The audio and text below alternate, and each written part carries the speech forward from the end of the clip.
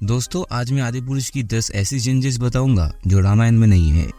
पहला है वरदान।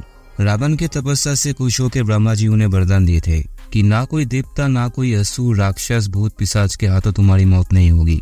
लेकिन आदि पुरुष की ब्रह्मा ने उसे अलग ही वरदान दे दी कि दिन में, ना रात में, ना जल में, ना वायु में, ना धरती पे, ना आसमान में, ना किसी देव, ना किसी दानव, किसी के हाथों से तुम्हारी मौत नहीं होगी। पर ये वरदान रावण को नहीं बल्कि सतयुग के हिरण्यकेशव को मिले थे, जिनका वध विष्णु जी के चौथा अवतार नरसिंह ने किया था। अगला चेंजेस है मारीच। ये पहले राक्षस हुआ करता था, परंतु वो सारे बुरे काम छोड़कर सन्यासी बन गया था। इसी वजह से रामायण में मारीच का रूप काफी अच्छा दिखाया गया था और ये वही मारीच था जिसने सोने की हिरण का रूप लिया था रामायण में। पर आदि पुरुष में ऐसा दिखाया गया है, जब राम ने सोने की हिरण को मार दिया तो उन्हें पता लगता है कि ये तो एक माया थी, तो वो वापस जाता है अपने कुटिया में। लेकिन सीता माता वहाँ पर नहीं थी और न ही उन्हें समझ आ रहा था कि हुआ क्या है।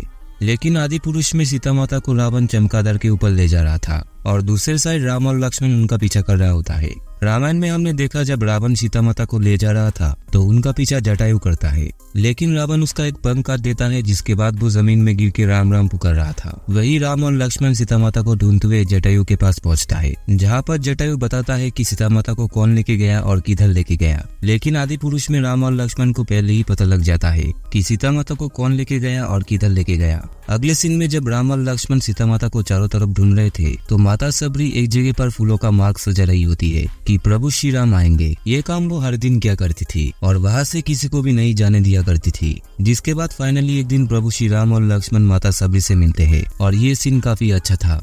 पर आदि पुरुष में माता सबरी राम और लक्ष्मण के पास खुद चल के आती है, जहाँ पर लक्ष्मण उन्हें तीर दिखाकर कहता है कि अपना परिचय दो या फिर मरने के लिए तैयार हो जाओ। नेक्स्ट चेंजेस किया है बाली और सुग्रीव के युद्ध में। असलियत में हुआ ये था कि बाली और सुग्रीव पहले एक बार लड़ते हैं और फिर अगले दिन जब लड़ाई होती है तो उसमें राम जी बाली का वध कर देता है। तो ये था नॉर्मल स्टोरी। लेकिन आदि पुरुष के मेकर्स ने एक ही फाइट कराई और उसमें बॉलीवुड की लॉजिक घुसा दी। पता नहीं वहाँ पर क्या हो रहा था। ऊपर से पहाड़ गिर रहा था, सुग्रीव सबको बचा रहा था, बाली इधर उसको पीछे से मारने के लिए आता है और इतने में राम उसका वध कर देता है।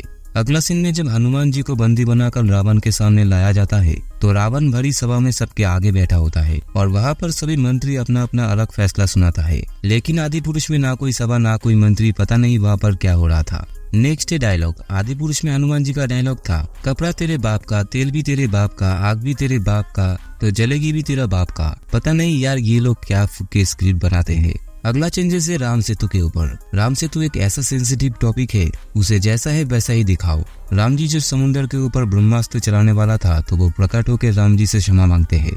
फिर राम जी उनसे पूछते हैं कि समुद्र को पार कैसे करे, तो वो बताते हैं कि नल और नील नाम के दो भाई हैं जिन्हें श्राप मिला था कि वो जो भी चीज समुद्र में डालेगी वो डूबेगी नहीं। इसके बाद राम जी कहते हैं कि उनका तीर जब धनुष पर चढ़ जाए उसको वापस नहीं रख सकते हैं। तब समुद्र देव उन्हें उत्तर दिशा में तीर चलाने के लिए कहता है। फिर राम जी की सेना पत्थर लाती है और हनुमान जी उनके ऊपर श्री राम लिख देते हैं, जिन्हें नल और नील के द्वारा समुद्र में फेंका जाता है और उनसे राम सेतु बनता है। लेकिन आदि पुरुष में जब राम जी अपना ब्रह्मास्त्र चलाने वाला था तब समुद्र देव प्रकट हुए और उन्होंने कहा कि आपकी सेना से कहिए कि अपना नाम लेकर मुझ में पत्थर फेंके और मैं उन पत्थर को डूबने नहीं दूंगा। और राम जी ने जो ब्रह्मास्त्र चलाया था वो वापस रख लिया था। पता नहीं क्या नशा करके स्क्रिप्ट लिखा गया है। विभीषण जब राम जी से पहली बार मिलने के लिए आते हैं तो वो अपने साथ कई मंत्रियों को भी ले आते हैं और बड़ी इज्जत के साथ आते हैं। लेकिन आदि पुरुष में विभीषण को देखकर ऐसा लग रहा था कि वो चोरी करने के लिए आया है और साथ में अपनी बीवी को भी लेकर आया है, जबकि त्रेता युग में लेडीज को ऐसे आना वर्जित था। अगला चेंजेस आता है फ्लैशबैक में, जहाँ पर राम जी अपने पिता दशरथ जी के साथ बात कर रहे होते हैं। पर यहाँ पर इन लोगों ने राम जी को पूरा ज्यूस बना के रख दिया। हनुमान जी जब संजीवनी लेने संजीवनी पर्वत में पहुंचते हैं तो वहाँ पर जाके वो थोड़ा कंफ्यूज हो जाते हैं कि इनमें संजीवनी बूटी कौन सी है, क्योंकि वहाँ पर सभी एक जैसे लग रहे थे और ऊपर से समय भी बहुत ही कम था, तो इसलिए वो पूरा पर्वत को ही उठा के ले जाते हैं। फिर जैसे तैसे वो पहुंचते हैं और लक्ष्मण जी ठीक हो जाते हैं। वहाँ पर जो वेद था वो कहते हैं कि इस पर्वत को वापस रख के आना चाहिए, क्योंकि भविष्य में भी किसी की जरूरत पड़ सकती है। लेकिन आदि पुरुष में हनुमान जी एक बार में ही संजीवनी बूटी पहचान ली और मन में बोलने लगे कि संजीवनी तो सबको जरूरत पड़ेगी। जिसके बाद वो पूरा पर्वत उठा लाता है और लक्ष्मण जी के साथ पूरा सेना को भी लगा देता है और ऊपर से वो पर्वत को भी वहाँ पर ही छोड़ देता है।